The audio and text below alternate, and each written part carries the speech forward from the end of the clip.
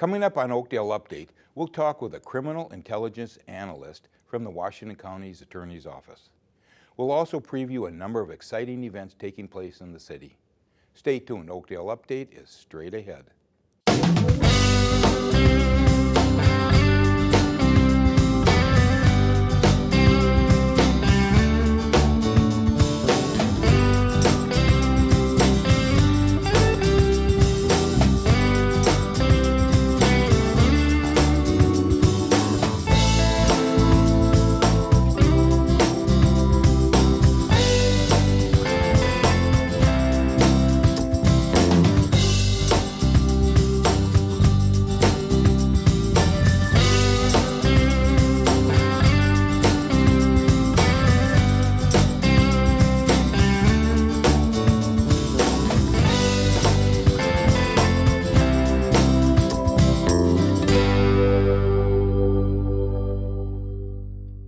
Hello, and welcome to Oakdale Update. I'm your host, Frank Orsello.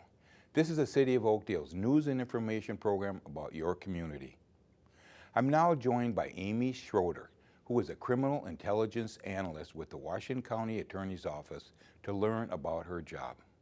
Aimee, thank you for joining us on Oakdale Update. Thank you for having me. Well, it's good. All right, we're going to start out. I want you to tell me about yourself. Give me some background about yourself. I have my legal secretary diploma from the Minneapolis Business College, and then I went to get my bachelor's in criminal justice from Metropolitan State University. And my background in work, I've been a legal assistant and paralegal for a little over a decade at private firms. Mm-hmm. And then in June of 2014, I started at Washington County in the criminal division. Do you have a degree in criminology, do you? Yep, in criminal justice. You do criminal justice, okay, yes. Same thing. Okay, so what got you interested in police work in the first place? I was always interested in criminal justice ever since I was younger, and I just decided to go to school for it, and it got me more interested in doing that sort of work, and that's why I really wanted to get in with Washington County. Oh, okay, so where did you get your degree from again? Metropolitan State University. State, okay. By any chance, did you ever meet our Chief Sullivan? He comes out there and lectures every once in a while. I've met him before, yes. You have? Yes. Okay, all right. He's very active in that. Yes. Okay, so you are the criminologist at Washington County Attorney's Office.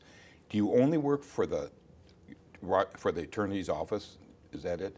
Yes, I work for the Washington County Attorney's Office, and I work with the East Metro Human Trafficking Task Force, okay, which is located in the Washington County Attorney's Office. Okay, so what exactly is your job with the Washington County Attorney's Office? So I am the criminal analyst in the Washington County Attorney's Office, and I work with Imran Ali, who is the main prosecutor for the East Metro Sex Trafficking Task Force, and then we work with 4 different detectives that are also located in our office. One from the Washington County Sheriff's Office, mm-hmm, one from Woodbury Police Department, one from Oakdale Police Department, and then one from Homeland Security Investigations. Really? Yes. Where are they stationed? Are they stationed in? So we're all co-located in a unit in Washington County Attorney's Office. Okay. So what, do you have a staff at all? Do you have people helping you? We have 2 part-time law clerks that help us out. So if we need them to help us go through and kind of sift through what I do every day, they help with that. Okay. So what exactly do you do every day? So every day I go online on the different commercial sex websites and look through each ad. Well, let me ask you, you deal strictly with sex crimes in what, Washington County or? In the Twin Cities area, I would say. I suppose they would be. Yes. Okay, go ahead, I'm sorry. So on a daily basis, I usually just sit down and go on the different websites looking for a younger victim or high risk, which is more with like bruising, if you see bruisings or track marks. And then I will look into that ad more to see if they have a trafficker and ID them. And then our goal is to recover the victim and then arrest the trafficker. Okay, what about the Johns? What about the people that answer these ads? So the people that answer the ads, we actually do demand operations, like sting operations at hotels where we have officers that do undercover communication pretending to be a 15-year-old. And the Johns will come in and then they get arrested from there. So do you have a decoy at the hotel that opens the door and lets these guys in? Yes, they usually have an undercover police officer. Okay. So what would an ordinary ad sound like? I mean, what well, getting too graphic, well, Most of the ads, they'll say just kind of a few sentences of what they provide, and then they usually have pictures or sometimes videos, and then they have their phone number or an email address. So then we're able to start IDing them from the phone number in the ad. A lot of times we can ID them through social media with the pictures that they post on the ad, and then use different databases that we have with the phone numbers. We can ID them that way also. so, okay, so do you do this pretty much yourself? Is that what you do all day, kind of look on? Yes, I look on all of those all day. When we first started in January 2016, we started the unit and we wanted to see kind of how big of an issue it was. And so I was tasked with going online on Backpage.com every single day, counting the ads, going through each ad to see what they looked like. And we wanted to see kind of what the numbers were that we would expect from what we're working with. And we thought maybe it would only be a few hundred a month. And in 2016 alone, just on Backpage.com in the Twin Cities area, there was over 74,000 ads. Jeez. Just in 2016. And then in 2017, I did the same thing, and there was over 99,000 ads. Are they repetitious ads though? Are they same people a lot Some of them are times? the same people, yes, but we did a study with public health. They went through some of the data I collected, and they found there was still over 20,000 ads that were different people. All from the Twin City area? All from the Twin Cities area, just on one website, and there are hundreds of websites out there. So I'm staggered. This is just staggering. Right. So are there that many Johns that would answer these ads? There are, because, I mean, it's supply and demand. You look at it, just basically supply and demand. You look at being, if the demand wasn't there, then the supply is not going to be there, and then the traffickers wouldn't be there too. So we just need to try to cut out the demand of that. So, okay, so your objective is stop the girls at that end, right? Stop the John, or basically stop the Johns. The demand needs to go away, so then there wouldn't be a need for the supply. There wouldn't be a need for the females. These Johns, give me a description of some or them or all. They're honestly, they're from all over, all different. So I can't really give a basic description of them. Besides, a lot of times they end up being married. We find that out a lot. They're married, they have kids. They usually travel from a different city than they live in and come to where we are, so it's not the same city that they live in. So getting deeper into that, is this something in their heads? I mean, why would they do something like that? It's very possible. It could be they were sexually abused when they were younger, or physically abused, or anything like that. We don't know for sure, but it's very possible. Okay, but so the girls in the ads here, what age group are we talking? So the females in the ads, we've seen as young as 12 all the way up to probably like 60. So it's 60? a big range, but when they first start getting into it, like the average age of getting into commercial sex is, they say, around in between 12 and 20. So give me a background of some of these girls. How do they get into this field, if you will? Most girls are chemical dependent. They've been sexually abused or physically abused. They just don't feel like they have any self-worth, so that's what they think they should be doing. A lot of it has to do with drugs too. If they're addicted to drugs and they have a drug dealer that is supplying them drugs, then the drug dealer ends up turning them around and selling them online.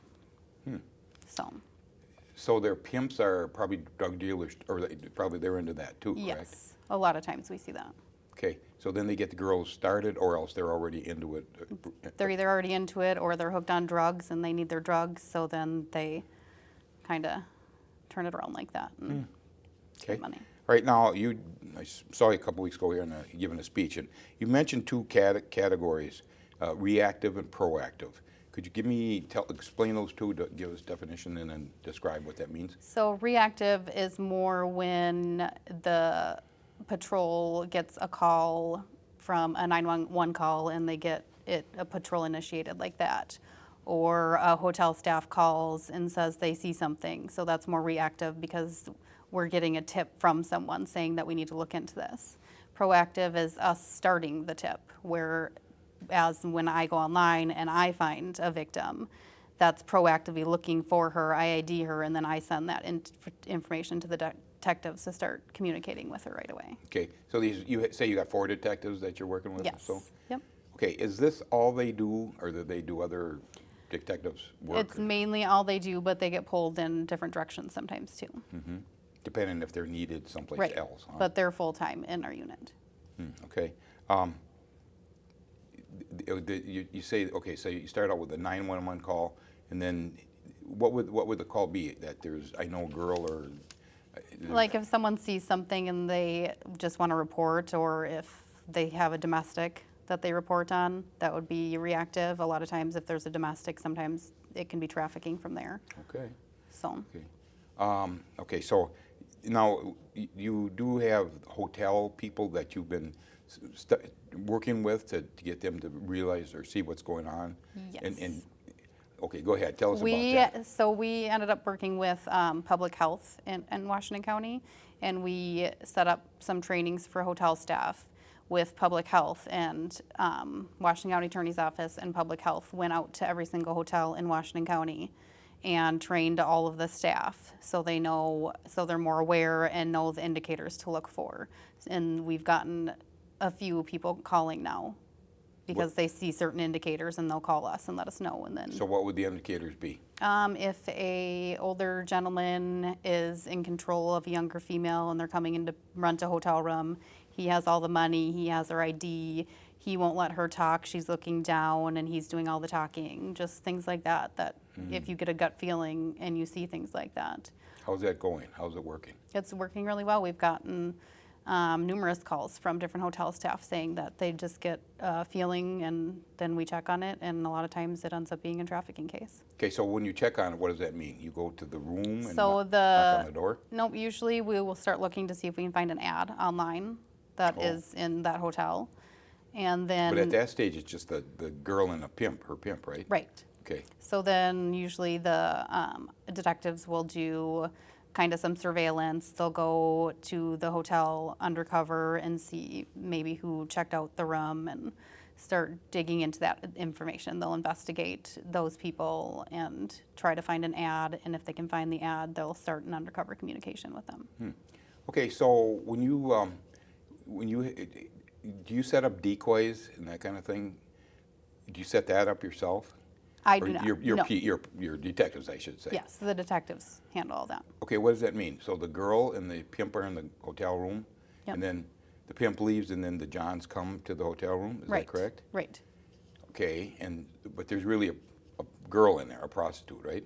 If it's a case that way, yes. Yeah. Okay. So how do you? So what is the decoy business? So what is that about? The decoy is more when we do the sting operations, Okay. which is separate from if we get a call on a case. Oh, tell us about The that. sting operations are more the demand operations that we do, and where the officers are pretending to be a 15-year-old. So we're at the hotel, they're pretending to be a 15-year-old, and we post. What do they do then on the phone? They're Yep. talking to this So person we on the post phone? an ad, that's a fake ad, and then the Johns will text into the ad, and then they think that they're talking to a real person when actually it's a undercover detective talking to them, pretending they're a 15-year-old. And then they show up at the hotel and get arrested. So are these undercover detective women that are usually? Did they talk to these people on the phone? They talk to the decoy? We have both. Sometimes they'll want to have a phone call, so there's always a female officer in the room for that. Jeez. So okay, so how about you were saying about the jurisdictions now. Who's in charge when it happens? I mean, okay, Washington County, then you people take over. But what if the John or the pimp and the girl are from Ramsey or Dakota County? Then who has jurisdiction? How do you work that out? That happens a lot because with these cases, they travel all over the place, even in different states. So we're fortunate enough to have a really good group of people around here in different jurisdictions that we work with. There's certain people we call from Ramsey County, Hennepin County, and we work really closely with them on all of our cases just to kind of shoot ideas back and forth, see if they're working on a case that we don't know about yet, and kind of deconfliction. Does Hennepin or Ramsey or anything, do they have a setup like you do? They have some setup like we do. They have an analyst at both Ramsey and Hennepin now Oh, they too. do? Yep. Okay. And they each have an attorney that is also just for the sex trafficking cases. And that's what Imran does, right? Correct. He's strictly that. Yes. Okay, so if you have a case and it's Washington, Hennepin County, say, do you call their unit, their sex crime unit, and then they come and get these people, or do you arrest them and send them over to Hennepin County? I'm not sure how that whole process works. Okay. All right. Probably have to talk with the detectives about that part, but Okay. yeah. All right. Okay. So let's see. All right. So you make a bust and you get in there. What happens to the girls and what happens to the pimp? So females always are offered resources through our office. We have a victim witness coordinator that works with them, that offers them resources and helps them get into a shelter. So they have somewhere to stay and they have all the resources they need, since they usually don't have. This is county level, right? Right. Yep. And then the trafficker is always arrested. Okay. And the pimp, John is arrested too, then, correct? The John, yes. Okay. What does that mean to him, to the John? He goes to jail and bail, and what happens? Usually that's how it works. You'd have to honestly talk to Imran about all that stuff. Oh, okay. All right. That's more his. So to your knowledge, do they just arrest him and how does he? Then he has to go to court. Do you think? Or Yeah, they definitely have to go to court for the cases. What are they prosecuted for? What is it? Soliciting? Yes. Is that right? Yes. And what would the penalty be off the top of your head if you? I do not remember. Okay. I mean, is it jail time? Do you think, or? Some of them could be, yes. Some of them are felonies, and then some of them are gross misdemeanors, depending. Okay. Okay. All right. And the pimps, they get arrested and they go to jail. Right. But And then- did they get back doing what they're doing usually? I mean, if they get out, they probably would go back to doing that because that's what they know. But okay. So let me ask you this. Maybe it's out of your jurisdiction. What are we talking about for money for these pimps and the girls? And is there good money in this business? they make a lot of money. That's why they keep doing it, I think. So, like, what's good money? I don't know how much they really get, but it's different, like per hour and stuff, what they charge. Oh, really? Yeah. Each girl kind of charges different money per hour, per half hour. Yeah. Okay, and that's all set by the John, I'm Usually, sure. I mean, usually the trafficker, right? Yeah. Oh, okay. All right. So now I have to ask you this because all day long you pretty much do the same thing. Okay. So how do you live with all the tension and the stress and the ickiness? Is there a lot of ickiness in your job? Yeah, there is. Okay. How do you live with that? I just try my best to keep work at work and my home life separate. And usually I just go home and hang out with my kids, and they keep me occupied. So. How many years you been doing this? I have been doing this for almost 4 years now. 4 years. Mm-hmm. That'll be darn. Is it? Does it kind of turn your stomach a little bit when you read these ads? It's just a job. Yeah, I mean, it's sad. You want to save everyone and you can't. And yeah.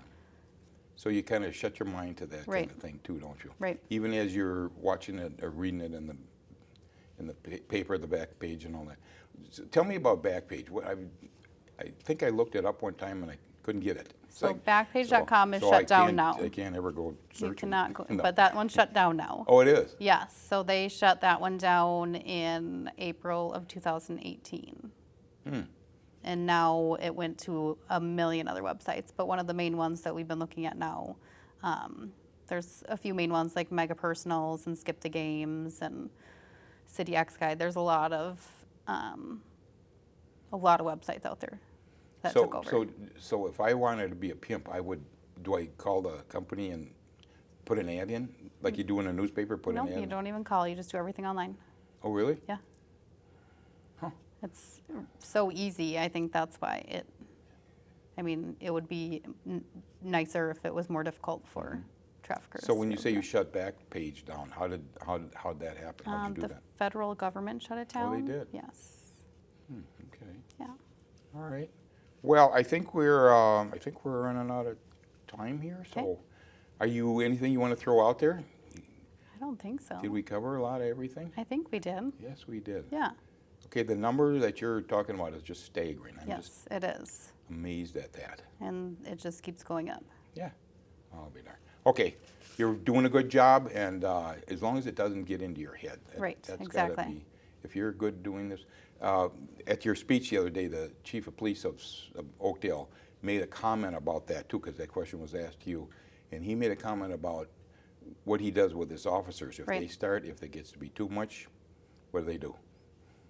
They switch them. Switch them. Switch 'em out, right. In a minute, they come to him and say, I can't do this anymore, and out the door. If you did that, where would you go? What would you do? I don't know. Okay. I guess I'm not to that point yet. All so, right. Well, that's good. Yeah.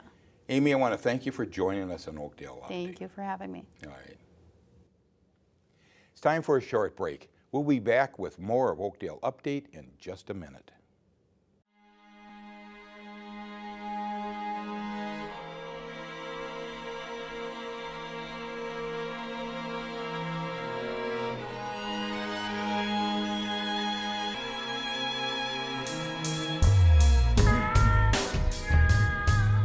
I heard the best is yet to come, or maybe it has come and gone. Let's not get carried away.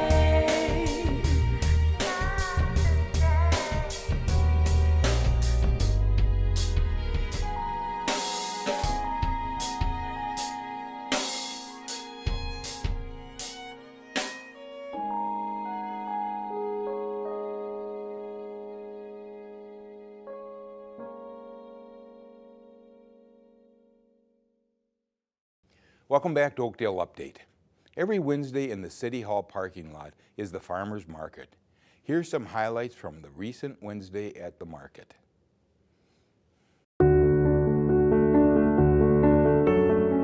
The Oakdale Farmers Market is a community event that runs June through October.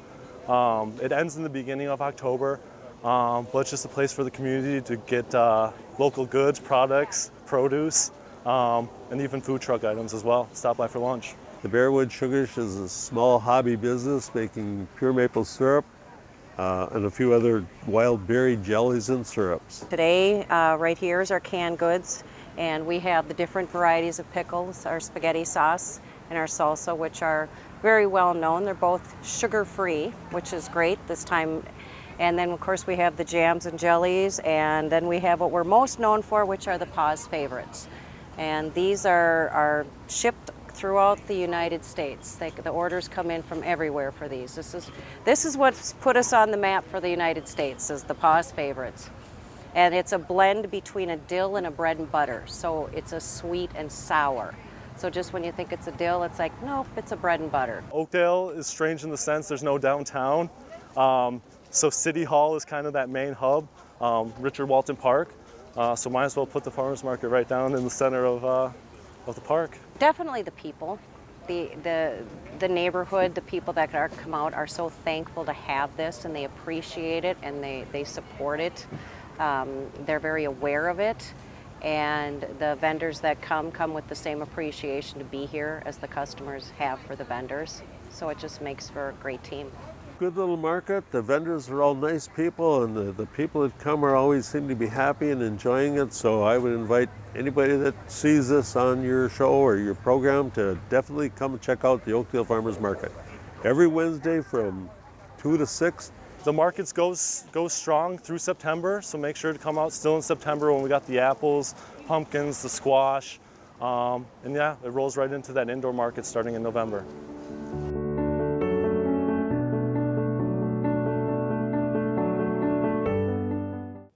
We're almost out of time on this month's show, but first here's a preview of some upcoming events. The Family Fun Inflatables is on Saturday, September 28th from 11 a.m. to 4 p.m. at Walton Park and is free to attend. Join us for a full day of jumping, bouncing, diving, and running around a sea of inflatables. Inflatables for all ages ranging from bounce castles to obstacle courses to 40-foot giant slides will be on hand. The Flashlight Pumpkin Hunt is Thursday, October 24th from 7 to 8:30 p.m.